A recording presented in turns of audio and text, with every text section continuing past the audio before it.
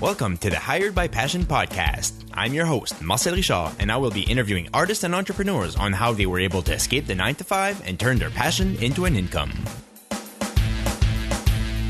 Hello, and thanks for listening to the Hired by Passion podcast. I have a great interview for you today. This is someone who lives probably 25 kilometers from me, but I've never met in person. I've talked to him several times on Facebook and on Skype. And I've also listened to a lot of episodes of the Natural Born Coaches podcast. I have for you today the coach that coaches coaches. That's right, the coach that coaches coaches. I have for you Marc Mawhinney. Marc's on a mission to help coaches build a stronger business. He's a lifelong entrepreneur, and he's achieved this with his daily podcast, Natural Born Coaches, as well as his Accelerate for Clients one-on-one and group programs. He frequently makes media appearances and is a contributor for Entrepreneur.com. In the episode, we talk about business coaching and how to start in the field and how he's used his past failures to build some resilience and current success. We also talk about how not to hang on to old school mentality that internet business are not a viable way to make an income. We take a bit of time to talk about haters and anonymous messages on the internet. And we talk about the top lesson Marc learned in doing over 400 interviews in the Natural Born Coaches podcast. And then finally, we talk about what his top productivity tip is. So without any further ado, here is Marc Mawhinney.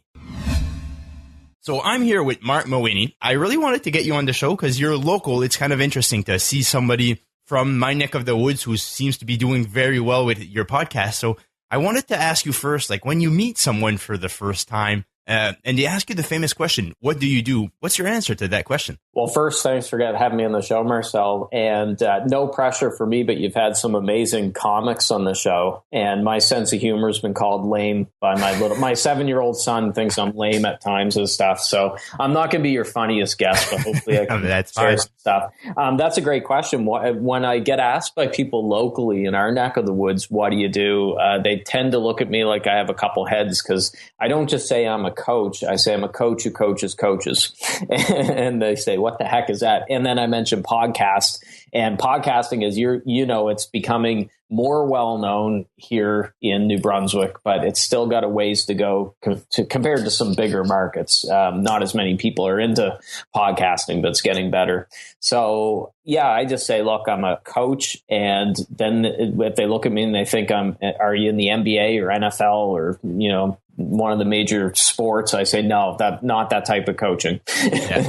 It is very, the term coaching seems to be very associated with sports. Do you find that it's kind of hard to tell people of what business coaching is? Yeah, it's getting better. I've noticed a big difference even in the 3 years since I started. I'm in my third year now, and more people seem to be aware of it. But really, the coaching industry overall is still relatively young. I mean, you saw beginnings of it really in the 90s, but it's really with the advent of social media and the stuff that people are really getting to know about the benefits of it. So it's not as strange now that people would be hiring coaches to help them. In the past, coaching was seen in a lot of ways. If, let's say in the corporate world, if there was an employee that was having trouble and was on their halfway out the door and they were the black sheep of the office, well, management might hire a coach to help them, to help save them. Well, now it's viewed differently where in that situation, a lot of managers would hire a coach for a rising star to help support them, not a troublemaker. So coaching is seen as a good thing. If it's done properly, coaching should give a good return of investment, probably 3 to 5 times of what you're paying the coach. Yeah. So something I often struggle with myself as well is by doing this podcast, I'm interviewing all these interesting guests who have all these stories. I'm learning a lot of lessons as well as my own personal reading that I do feel I have some value to bring to people who are just starting out, right? Because I feel like I'm one page ahead of them in some regards because I've been looking at this for a while now. But at the same time, I have this weird feeling that coaching is a bit like a multi-level marketing thing, as in, let's say I go get a coach and I learn some things and then I coach someone else beneath me in a kind of way. And I feel that there's so many coaches out there right now that in my mind, I'm thinking there's definitely people not getting the return on investment that they have in coaching. So do you have any advice for people who are thinking that way? And I know it's a mindset kind of thing, but how do you get into coaching by knowing that maybe a lot of people that you're going to try to help won't be able to put up their end of the bargain to be able to live up to what the coaching can bring? not to knock network marketing, I'm not the biggest fan of MLMs. So I hope it's not perceived that way in coaching. But again, not to knock network marketing. The thing with coaching is, which is good and bad, the barrier to entry is very low. So people can say they're a coach very easily. You could roll out of bed this morning and print up a few business cards at Staples and say, hey, I'm a coach. And it's good in some ways because the barrier to entry isn't so high that people that have something to offer can offer it. But the other side of that, as you alluded to, is that there's people who maybe shouldn't be coaching yet. Nobody's perfect. I'm not perfect. You're not perfect. No one's perfect. But there are people out there who are starting coaching that really should get their crap together first, in their own lives. And I've said that to people before. Because coaching is very attractive. People say I can work anytime, I can work from a laptop all over the world if I want. I can make, 6-7 figures and I can impact a lot of lives and stuff. There's a lot to love about coaching, but you have to be in a position where you can actually help people. There has to be more to it than just liking the lifestyle and the potential income and stuff. You have to make sure that you can deliver, that you can give value to people first. And unfortunately, like anything, there are a lot of people in the industry that aren't there yet, and they could be there. They could definitely improve but the best coaches are ones that aren't afraid to invest in themselves. And I'm spending thousands of dollars a year on programs and workshops and courses and people helping me. And I have to always stay ahead of the game and make sure that I'm constantly growing because that's what people are paying me for. I have to make sure I can help them. Yeah, but I think that's a weird line in how some people who are really full of themselves that wouldn't be a good coach are the ones really getting into it. And then other people who who probably have a lot to offer, but maybe don't have the self-confidence to do it, are kind of holding back. So how do you know when it's time that you have enough chops to become a coach?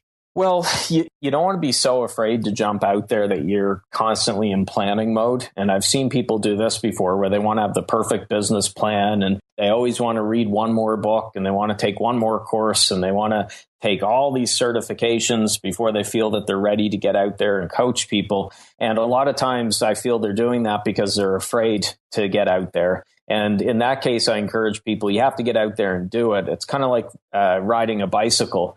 I can read about how to ride a bicycle in a book all I want, but until you actually get on the bike and try it and fall off the bike. You should have seen me when I was however old, 5 or 6 years old, learned to ride a bike. I had bruises all over my body and scrapes on my knees and everything else. But that's how you learn. So you want to prepare, say, if you're becoming a coach, you want to make sure you're ready, but you don't want to think about it for years and delay action. You want to get out there and help people. And if you've got a gift that you can help people, then you should want to get out there as soon as possible to do it. Yeah. But is there any kind of more specific things that people should kind of look for that, to be ready or maybe to wait a bit?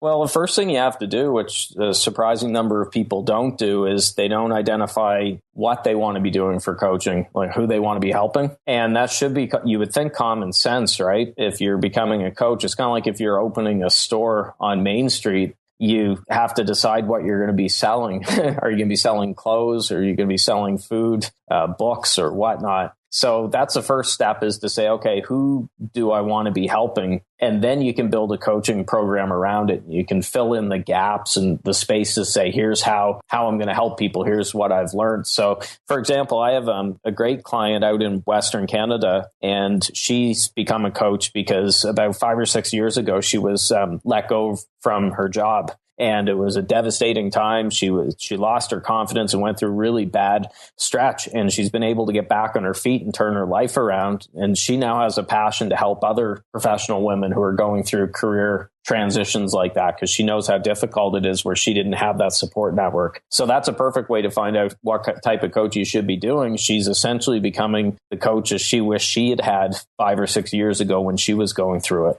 Yeah, definitely. And I think that's a great way of seeing it, is because that's the best place to be, to say that you're a few pages ahead of the people that you're coaching, right? Oh, exactly. Yeah. And I don't mean to say that coaches should be perfect, because I've gone through my ups and downs. I've been beat around and kicked around, and I had to make a comeback in my life a couple times from some pretty big hits. But I do think at the end of the day, that makes me a better coach, and it definitely gives me empathy. I can understand what people are going through if they're going through difficult times. And you know what? I've got a thicker skin too. I've seen a lot more. I've got those battle scars. So at the end of the day, those things make me a better coach. Yeah. Being local, I do know a bit more of the history about those hits that you talk about. So you were a very successful real estate agent who built a career in real estate, right? And you built your own company in real estate, had up to 100 employees, I think I read. Yeah. So do you want to talk a bit about how you recovered from, something that was so good that kind of failed in the end? Oh, God, no, don't make me talk about it. I'm just kidding. I'll give the Cliff's Notes version for anybody who isn't local. If you're local, maybe you were one of the people who want to strangle me. I don't know. I built up a real estate company through about a decade of it where things went just very well. I was working hard, but just grow, and didn't have any stumbles, and everything went great. And then 2009 hit, and the local market definitely took a dive, which in a lot of ways it hasn't recovered from. And I picked the wrong time to expand. I picked the worst possible time probably to expand. And a lot of projects fell through in my neck of the woods. I was in St. John then, and I'm in Moncton now for the last 3 years. And you know what? At the end of the day, bad timing. And, I take ownership of that. It was messy and, like all business closures are, but especially in smaller areas. So I got back on the horse and said, I'm not done with real estate. You know what? I'm sticking with this. I'm going to plow through, and market will get better, and, I can make a go of it. And I went through another stumble in 2012. And it was at that point I said, you know what? I'm done with real estate. I'm not having fun with this, and I want to do something else with my life. And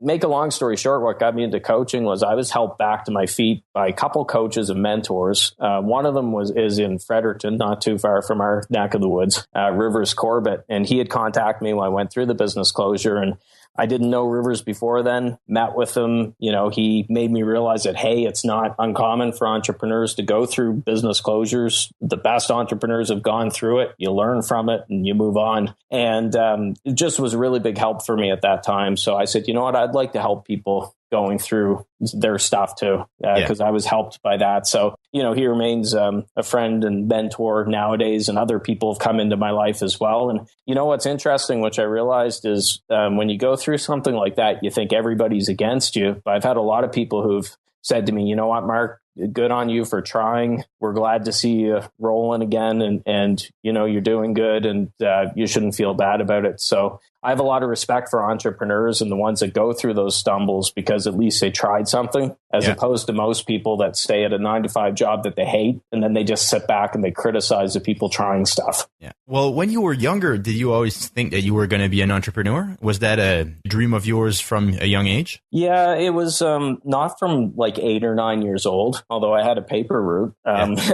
For me, it was really in high school. I read the book Think and Grow Rich. And that's when entrepreneurship entered my mind after I'd read Napoleon Hill's book back in high school. So when I went into university, I was taking an arts degree, poli-sci major, but it's not like I was planning to go down the street to work at the political science factory. Yeah. I knew I wanted to get into business, and that's where I decided on real estate. I said, you know what, I want to do something where I'll get rewarded for putting extra effort into it. I don't like being limited, that if I work as hard as I possibly can, I'm getting paid X number of dollars an hour, regardless of how well I'm doing or how hard I'm working. I think you should be, in a free market, should be rewarded for giving more value and putting more work in. So that's where entrepreneurship appealed to me. Okay. So when you were, when all of these businesses failed, less in 2012, when you decided you didn't want to go into real estate, you started looking into coaching. Since you were a very successful real estate agent, did the thought ever come to your mind of saying,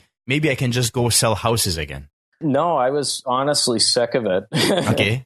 Not to knock, there's people that enjoy real estate, but that's all I had done my whole adult life since I was 21 years old. Yeah. So I hadn't experienced other things. And I thought, you know what, I'm not going to be 80 years old lugging open house signs to a house on a Sunday afternoon. That's not my idea of my dream. But even the financial parts of it, that knowing, personally knowing that you're very good at that and you can make good money doing that, except starting a business and coaching that's maybe unsure, or I'm sure there had to be some moments you were banging your head against the wall of how are you going to make that work. the thing I fell into, and I think a lot of people fall into this, is you get pigeonholed into being, Mark, you're a real estate guy, or Mary, you're a mortgage girl, or Joe, you're a banker, and you think that this is all you can do. And the biggest shift for me mentally is I got away from this local mindset. We live in a beautiful province. I'm not knocking New Brunswick. It's beautiful. It's gorgeous. You live here. Yeah. But there's a lot of people here that are in that traditional mindset where they think that you can't run a business online, on the internet, that you have to be a real estate guy, insurance guy, a lawyer, dentist, doctor, whatever. But they don't think that you can actually do it on the internet. That's not a quote real business. Well, I'm proof that you can. All my clients, for the most part, are from away. I've got a few local coaches that I work with that are clients, but they came to me more by accident. I don't go after local clients. A lot of my clients are in the States, in the UK. I've got a few in Dubai and other parts of Canada. So they're all over. And so when people say to me, oh, well, you can't do that, that's not real business because it's online, it's being done on a computer, laptop, or whatever, I'm proof that it is a real business. And I think a lot of people, not just here in New Brunswick, I think everywhere, have to start opening their eyes and getting out of their local sandboxes where they're restricted by these small areas or in a little pool. And there's a big ocean that's out there and they're not seeing it. They're getting pigeonholed into this local mentality. And I think more people are getting away from it. I mean, my brother's a perfect example. He edits podcasts now. He handles my show and he's got a ton of other clients. He left a local sales job and everyone said he was nuts. They said, oh, you can't do that. You can't make a living that way. Well, he's now replaced and he's doing better than he was with his local sales job. And he's only a year into it, or less than a year. Actually, it was last June from when we're recording this. So it can be done. Awesome. And that's interesting that you mentioned it, because to me, living in a small place is ideal for an internet business because your cost of living is lower. Yes, that's right. Yeah. So, Mark, if somebody would ask you, what are you passionate about? What would that answer be? I mean, we've already hit on it this interview. I'm passionate about entrepreneurship. I have a real passion for when I see, especially young people that throw off any of the shackles of tradition and they don't listen to the people saying that you have to go work somewhere when they have the balls to go out there and start their own business. That I love seeing that, and I think that entrepreneurs make the world go round. That's what my mentor has often said, but entrepreneurs don't get that kind of support or respect that I think they deserve. So I love it when I see somebody just swinging for the fences. And you know what, if they've failed 5 times, 10 times or whatever, if they've had a life path like, Abraham Lincoln before he became president had how many 15, I think, failures, just kept failing. Then he becomes the most powerful man in the world. So I love seeing that with entrepreneurs that can keep picking themselves back up, even if they've stumbled. And I think that's my passion. So entrepreneurs and for coaching, I'm a big fan of coaching because I've seen what coaching's done in my life and what it's done in other people's lives as well. Okay. So how did you find the determination to keep going after failures? And I mean, were you always a hard worker? To be successful in real estate, you definitely have to be someone who's a go-getter and who doesn't fear failure. So was it easier for you to start a business after having all those that experience at failing, I guess, is what I'm wondering. Well, I didn't have anything to lose because I had lost everything, right? Okay. So, which makes it easier sometimes if you don't have anything to lose. Now, I shouldn't say I didn't have anything to lose because you always are afraid of losing face or, having egg on your face or whatever. But I think for me, I a lot of ways, I just got really ticked off because I was getting attacked so much and kicked around and things, and I was getting called every name in the book that I thought, what the heck, I might as well just go for it again. Okay. I've really changed. I used to years ago care more about what people thought about me, and I used to think that, I want everybody to like me and you treat people right and it's going to work out for you and they'll love you and all this stuff. And my thoughts have really changed in the last few years. I'm in some ways a little bit more jaded and cynical. It's probably good and bad, but I definitely don't care as much what people think now. I really just, I got the people I love. I got my family, my friends, the people who have stuck with me. And I don't care for the fair weather, two-faced people anymore. I don't care about that. I just, do my thing and do it for the people that I love and for me and keep moving on. Yeah. And I think that's a big part of being able to get through the fear of failure, the fear, like you said, of losing face, of things like that. And that's personally one thing that I'm always still very afraid of is creating content that's not good. And I often look at a blank page trying to write something, but I feel what I have to say right now is not perfect, and then I wait for the perfect opportunity of inspiration that just never happens. So I end up not writing or not creating anything. So did you develop any kind of ways to be able to push through that? Well, there's an excellent book I'll recommend because a lot of people don't know about it, at least here in North America. But that book's called Thick Face, Black Heart. Okay. And Chin-Ning Chu wrote it back in the early 90s, I believe. That book's excellent if you're having an issue with being overly concerned what people think. Okay. So, I mean, we're all going to have haters. I remember you put a post up, I don't know when it was, 6 months ago or something, where you had some jerks send you an anonymous message or something like that, bashing you for following your dreams. And I think we talked at that time. I may have sent a quick message to you and kind of said, forget it. He's an idiot and do your thing. There's a lot of haters out there, and I take a little bit different approach. You know, some people, especially in the coaching world is a lot of people that kind of like Mother Teresa, love everybody and and all that. You know, it's everyone singing Kumbaya, dance around in a circle, and that's fine for them. Yeah, I don't take the approach where you kill them with kindness and you love them and you try to negotiate with them and convince them that you're a good guy and try to talk to them. Some people are just idiots, and they're always going to be, especially with the internet, right? That's right. So I really don't give a lot of time, or I'll fire back a sarcastic response, but I don't have any use for these haters because most of them are just so miserable in their own life and they're not chasing their own dreams that they got to try to tear down people who are. And that's why it really bugged me when I saw the fellow that sent the message to you. Now, that message was in French. My French isn't very good, but I got the gist of it, of what he was saying. And it just drives me nuts. So,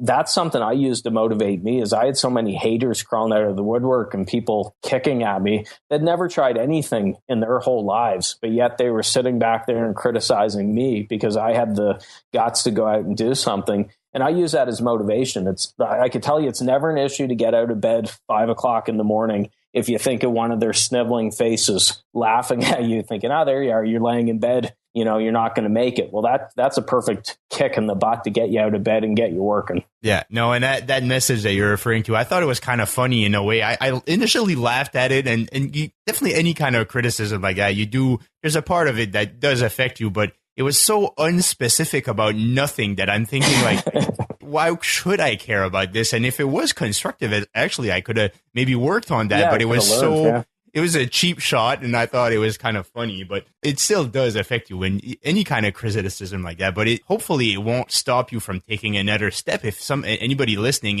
does get some criticism and they can't really just ignore it. But in the end, is like you said, if they're not working at building their career or building something similar, fighting in the same arena as you are, if I quote Brene Brown there, that says, you can't, if somebody's not fighting in that arena, then why should you care about his opinion or her opinion? Because it's not anything that's really going to affect you, because he doesn't know what you're fighting for or where you're fighting at, right? Well, and they're not very busy. I mean, I've never seen a successful person, except for maybe Donald Trump, but I've never seen a successful person that actually takes time out of their day to send an insult, a tweet, an anonymous message to someone, because successful people are too busy. Yeah. And they're too happy doing what they're doing to actually spend the time doing that. I look at anyone who's come at me or examples I know with entrepreneurs that are getting attacked, these people are just they're unhappy, obviously, if they're doing this, because if they're happy with what they're doing, they wouldn't be spending the time to do it. So again, I would recommend picking up that book, Thick Face, Black Heart. That's a perfect antidote if you want to get a thicker skin and you want to be able to face some of this. Because if you want to make a go of it, especially nowadays with the internet, where anybody that's 1,000 miles away can insult you, you're really going to have a thick skin, or it's going to be tough to do anything. You'll just be paralyzed by fear. Yeah, I really love that. So if you look at your whole business and what you did in coaching, what did you feel were the biggest roadblocks in order to be able to make a living from coaching? Well, the tough thing 3 years ago was starting it. I started it not on a shoestring budget. It was a dental floss budget. I just didn't have the funds to throw into starting the business with all the fancy bells and whistles. So I had to make up with that for sweat equity, and just putting the labor into it. So that was definitely one of the tough things with it, was that there are things that I wanted to do and my timeline had to be out a little bit further. I'm terribly impatient. So I've only been at it a couple of years now, and I have people saying, "Oh my God, you've done so great, Mark," and stuff. But I'm like, no, I want to be doing more, Yeah. I always want more and more and more. And in those early stages, there's things I want to do on day one, and I'd have to wait 2 or 3 months for different things to come in for revenue so I could reinvest in the business. And that was tough because I'm not patient, but you really have to be pretty patient. At the end of the day, if you're living 80, 90, who knows, hopefully 100 years, I'd love to live. At the end of the day, a year or two isn't a big time frame in our lives if you look at the big picture. Yeah. So the impatience of wanting to get things right away, would you say was your biggest roadblock from what I understood? I think so. I think with my life, and this would be the advice I give for anyone that's gone through any sort of ups and downs. If you've gone through, say, a business closure, a bankruptcy, a divorce, illness, or anything, your life's not going to get better until you start spending more energy focusing on what you want to build in the future as opposed to the past. So I don't think about the past too much. I use it at times for motivation, but I'm not sitting around with my curtains closed at my house, drinking my face off and crying about the past. Like, the past is the past. I've learned some great lessons from that. But that's when I noticed my life really started to turn around, was when I started taking energy away from fighting these old battles in the past and thinking about things in the old times, and started focusing more on the future. Then things started to change. And it's almost like a scale. So make sure you're putting enough energy and focus on the future, not the past. And was it easy to stay productive while you were working at that? Have productive days every day, 7 days a week? Or how did you? Well, I got to tell you, when I got out of real estate, I had a period there where I wasn't doing anything. There was the time in between where it was like I was used to going 100 miles an hour, but then the business stopped, right? Yeah. And I actually had less energy when I didn't have anything to put my energy into. You'd think, oh, you'd have more energy, Mark. You could take a little bit of a breather, relax. I had less energy. So coaching, in a lot of ways, I say it saved my life. And that's not an exaggeration, because it gave me something that I could pour all of this energy into. I had all this energy that I need to put somewhere. But when I didn't have a vehicle to put that energy, it was very depressing, right?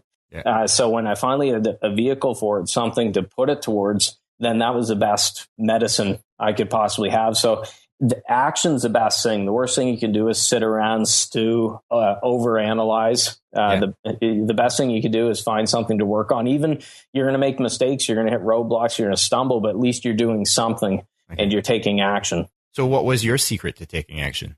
Well, I had to eat. I kind of like to have food, and I like to have a roof over my head. Okay. I had a period of time in between after real estate that I got a sales position with a telecommunications company, and that's actually what first brought me to Moncton. And it wasn't a bad gig. It was actually, a lot of people thought it was a pretty sweet gig. It was a sales job where I had a home office.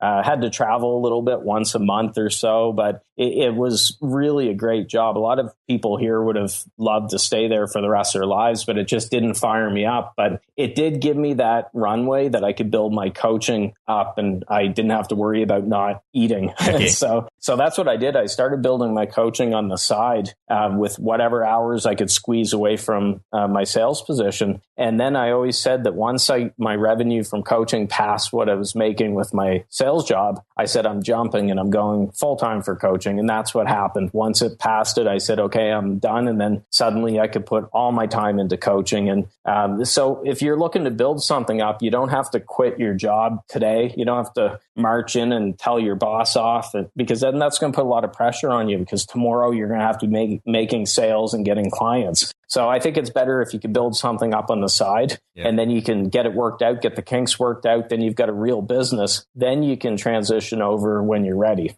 Okay, definitely. And I think there's some truth to that, as right now I am working full time on this, but at the same time, having a lot of time kind of, it makes it easy to procrastinate, because you don't necessarily know what the next step is and what you need to do next in order to grow your business. So you kind of fumble along, right? You spend a lot of time overanalyzing and procrastinating that you're not taking in the next step. So do you have any kind of advice for someone who's in a similar situation where they're kind of looking for the next step? They kind of know what they want to do, but at the same time, there's so many different opportunities and venues that they think they need to explore that they just spend their time treading water. Yeah, I mean, what I recommend doing is look at the things that you enjoy doing on your off hours. So take a look at the blogs you read, the websites that you visit, the books that you read. Because a lot of people say, well, I don't know what I want to do. I don't have any passions. Well, everybody's got passions. Yeah. And that passion can be monetized. I mean, there's people making millions of dollars on YouTube a year playing video games and screen sharing or saving their, a video of their game, right? Yeah. And you've got all these people watching them play Super Mario World or something, or Call of Duty, and they're actually monetizing that. So look at what you're doing. What do you really look forward to doing when you're at your job and you can't wait to get home to do blank? What is it? Is there something in particular? And there's got to be a way to monetize it because somebody's already done it before. But also don't worry about, people want to have success rate out of the gate and they're worried if it's the right move or not. Just get started doing something. When I started coaching, people looked at me like I was crazy. What the heck are you talking about? Because even 3 years ago, it wasn't as big as it is now. Well, now they're not saying that. Now they see that I made a go of it. But back then they're like, what the heck are you talking about? Coaching, that's not a real business. Okay. So don't get too worried about it. Just get out there and do something. Something's better than nothing. Yeah. And how long were you coaching before you started your podcast? That was about a year. Okay. Yeah. In 2014, I started the podcast. So what made you decide to want to start a podcast? Well, with the coaching, this goes back to where I mentioned that I'm not the most patient guy. I decided I really wanted to get it going quicker because it was growing, but it was growing slowly. And I thought I need another avenue, somewhere else to get my message and my name out there. So I was trying to decide, I thought, okay, am I going to really hammer the videos and do YouTube? Is it going to be blogging? Is it going to be books and ebooks? What's it going to be? And I'd always listened to podcasts since I think 2007. I started listening to them, which was fairly early in podcasting terms. Yeah. But I had no clue how to do a podcast. I just had listened to a bunch of them. And so that was it. I didn't overthink it. I just I joined a group program showing how to podcast and just got rolling with it quickly. I didn't overthink it. Okay. And so that goes to another point that you're going to have to probably invest in yourself. A lot of people don't want to spend, if it's maybe a couple $100 to get started with something, because like, oh, geez, I don't have the money or I just can't spend it now. But a lot of times you do have to invest it. There's some great free stuff out there, but I actually had to pay something to get started. But by paying, it made sure that I did it as well. And I just dove into it. And that's how I got into podcasting. Yeah. And there's definitely a commitment side of things when you're putting your money into it, whether when it's free, you kind of don't feel that you need to make that investment pay off. I think that's a big part that comes into when you pay for something. And it guilts you into it. If you know you spent $500 and you've got these files sitting on your computer, these videos, you're probably going to do it. Yeah, definitely. So why did you decide to do it every day? Because that's an undertaking by itself, and that's a lot of work that takes away from what you wanted to do, which would be coaching, right? Yeah. Well, I tend to bite off more than I can do. So, I've said I'm the typical entrepreneur where I jump off a cliff and I hope I can build a plane on the way down. So luckily I was able to get the plane flying. I am making some changes. I've done, as we record this, I've done roughly 420 episodes. Well, I did 7 days a week for the first 200 episodes. Okay. And then I scaled it back to 5 days a week after I spoke with the community, because people said, Mark, we can't keep up with it. The coaches who were listening said, we can't listen to all 7 a week. Okay. Just recently now I'm going through another change where I need more time to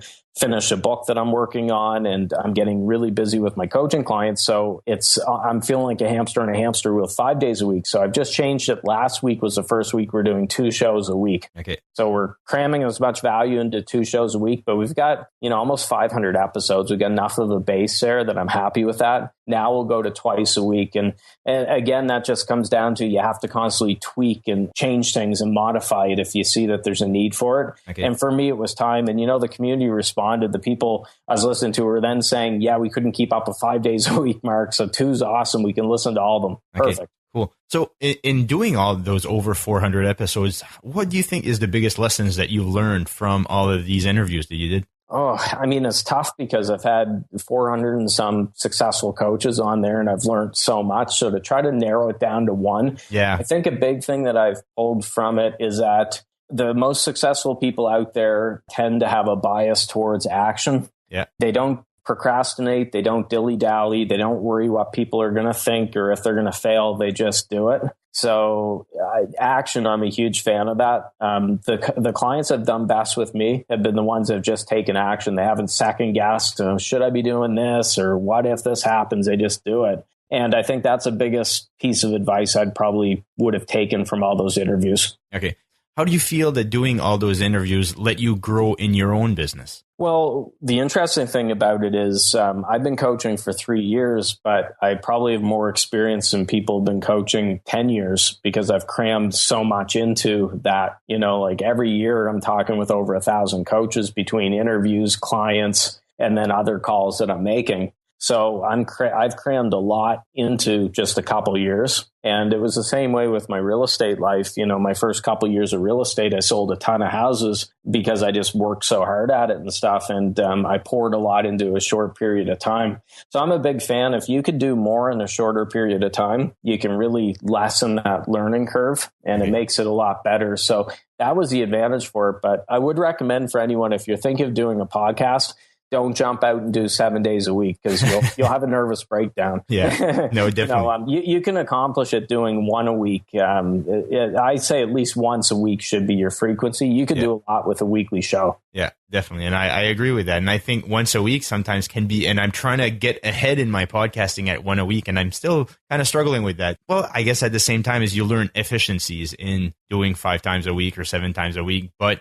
definitely it is a lot of work, maybe more than people assume if they just decide to jump in. But you have that personality of biting off more than you can chew, as you said. But what do you think of work-life balance? Do you think that to make it in an internet business, you really have to be working, like 70 hours, 80 hours a week? Well, a lot of people getting into it have read the 4-Hour Work Week with Tim Ferriss. Yeah. And they want to work 4 hours a week and then be sipping drinks on the beach and watching the money roll into their bank account. Yeah. And, I'm not saying it can't be done, but that's a lot of times catching lightning in a bottle. I'm now making changes where I'm scaling back. I'll never be a 4-hour work week guy because I would go crazy. But I also don't want to be working 100 hours every week either. So I think there has to be a happy medium. Yeah, Tim Ferriss is not working 4 hours a week either, right? This podcast alone is more than 4 hours. Yeah. So, Right. Yeah, great. It's great in theory. So, I've heard of successful entrepreneurs who've done very well, and they have a great system in place now after a number of years that they only have to work 15 to 20 targeted hours a week because they've got the support system to do it. But I'm always a big fan of actually doing something that you love so much that you wouldn't want to be doing it just 4 hours a week. Because I don't know about you, I would be getting bored. If I was working 4 hours a week and I had 164 hours of free time, I wouldn't know what to do with myself because everyone else would be working and doing stuff with their businesses. So I think it's got to be a bit of a happy medium in there. But in the early stages, you are going to have those 70, 80-hour work weeks. That's just the nature of the beast. But you should be making changes as you go along to improve. And that's what I'm doing now. I've hired people who are revamping my schedule and changing some things I have to do because I can't sustain 100-hour weeks forever. No. I'm not a spring chicken anymore. I'm 37 now. So I'm not 21 and wanting to work 100-hour weeks all the time either. Yeah, I feel that the newer generation, and how they say that the newer generation is lazy, but I think we're just recognizing that there's more to life than working all the time. But I really love in the way you're saying it, that you want to be doing something that you don't see it as work, right? And I think that's the goal for everyone, trying to use their passion and finding a way to make a living from it, that they're actually having fun doing it, right? Yeah, well, it's hard when people say to me, how many hours a week do you work, Mark? It's really hard for me to define because let's say if I'm taking a Saturday to work on my book, for example, or to read a book that I wanted to read, and that's a business related book. Well, is that considered work? Some people would say it is, but then others would say it isn't. It doesn't feel like work when I'm writing. I love writing. I love creating content. So it's really hard for me to say how many hours a week I'm working because the line's not always clear there. I think if you're doing the right thing, then your work and life really kind of blend together. You can combine the two. And that's my goal, is to always make sure I'm doing the most of that. Yeah. And so you're mentioning that you're writing a book. Was it something that you always wanted to do, write a book, or is just kind of a business decision that it's a good idea to write a book? Yeah, I always wanted to write a book, even when I first started coaching in that first year. But I felt in the early stages that I needed a little bit more time to gather experiences, thoughts, ideas. So now that I've worked with a lot of people as a coach, I've got a lot of stories, a lot of ideas. I've flashed those ideas out. I feel that now I'm ready, and maybe where I wasn't, say, back in 2014. So yeah, it's always been on the agenda. I would love to write books. I mean, one of the coaches I know I've had on the show, Steve Chandler, he's big in the coaching world. And Steve didn't write his first book till I think he was 50. And he's written 30 books now. He's, I think, 71 years old. Wow. So I said, I don't want to be 50 when I start, but he's just going like crazy, right? Like he's killing forests, writing trees here, writing books, killing a bunch of trees. So yeah, I've always wanted to write a book, and I'm looking forward to getting it done. Okay. And do you enjoy the writing process? I do. Yeah, I love it. Does it come easy to you to sit down and write? Most of the time. There's some days that I'm not in it, and I don't bother beating my head against the wall.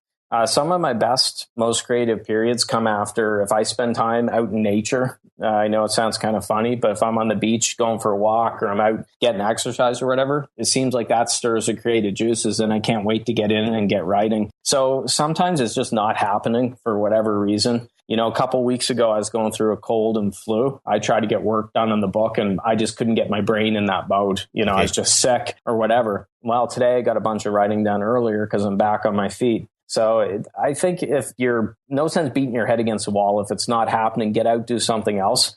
But I'm also not the type to, some people like to record their, they use Dragon dictation or something like that, a little handheld recorder. That's not how I write. I can't write that way. I jot down a few notes to stir my memory, and then I hit the keyboard and get going. Okay, so do you have any routine? I know that you strongly believe in batching, but do you have any kind of routines that you put together that really helped you be more productive in your weeks? Yeah, well, batching is a big one for anyone. You mentioned batching. If anyone doesn't know what it is, it basically means that I use certain chunks of certain days to do activities. So I record my podcast interviews on Tuesdays. You know, Mondays are heavy coaching days. Tuesdays are interviews, and so on. You know, one of my days are for discovery calls. So you can get into the flow that way. That would be the best thing that I could think of in terms of strategies. The other strategy, which has been really big, I started doing this last fall, is I turned notifications off my phone from social media. Okay. Because my Facebook, every 2 seconds, it was pinging and beeping, and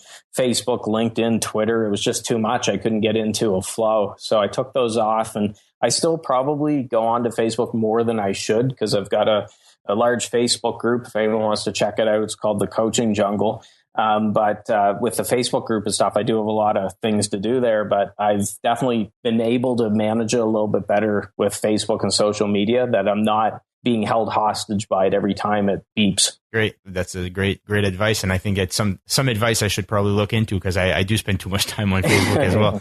Yeah. But I really appreciate your time, Marc. Is there any kind of closing comments that you'd like to send to my listeners that they can engage with you or engage with your products? Well, I mean, if you want to connect, naturalborncoaches.com is the central hub. So we're going through a site revamp. It'll look prettier later this year, but naturalborncoaches.com. And as said, the Facebook group is really where I'm connecting with a lot of people. So if you go to thecoachingjungle.com, thecoachingjungle.com, that'll forward to the Facebook group, and you can join in. And we've got about 1,500 coaches as we record this now. Awesome. Well, thanks a lot, Marc. And I really appreciate the time you spent with us. And there's a lot of value to be had here. So I hope people enjoyed it as much as I did. Yeah, thanks, Marcel. Thank you, Marc.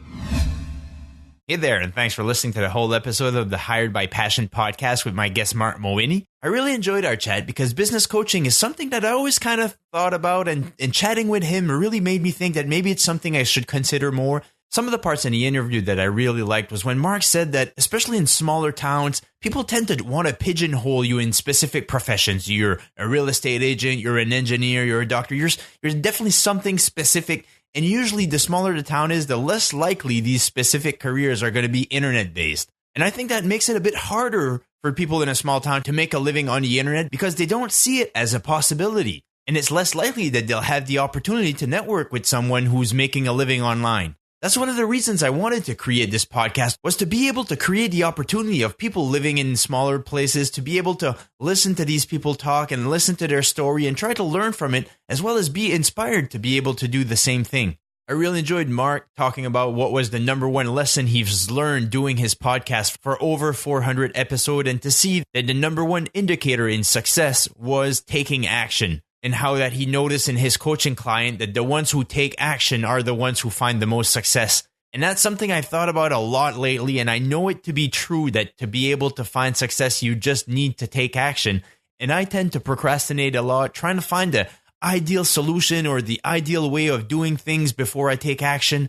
And that's just not the way. You just need to take action, and to take consistent action in order that to get better and to be able to create that masterpiece that you're hoping one day you'll be able to do. Finally, the last piece of advice from this interview that I really held on to is that I probably should take away my Facebook notifications on my phone. And I did. I finally turned off my Facebook notifications on my phone to be able to maybe procrastinate a bit less when I'm trying to take action. So I hope you enjoyed the episode. If you did, I would really appreciate it at the bottom of my heart if you could share it with other people so we can get the word out, so we can grow the community. And I think the bigger we can grow this community, the better it is for everyone listening. So if you can please just share this episode, I really appreciate that. And if it's your first time listening, there's already 14 more episodes that you might enjoy. So I would really want to encourage you to check those out, and maybe there's other ones that you would really enjoy as well. I also really want to invite you to the Facebook group to connect with me. I really want to chat with you guys. Let me know what you're struggling with, what you'd like to hear from the show, and how I can generally improve the show that I'm putting out. You can find the group by going to Hired by Passion /Facebook, or just search for Hired by Passion on Facebook itself. So thanks for listening, and we'll catch you next week. Thanks for listening to the Hired by Passion podcast. If you enjoyed the show, I would greatly appreciate a 5-star rating and review on iTunes.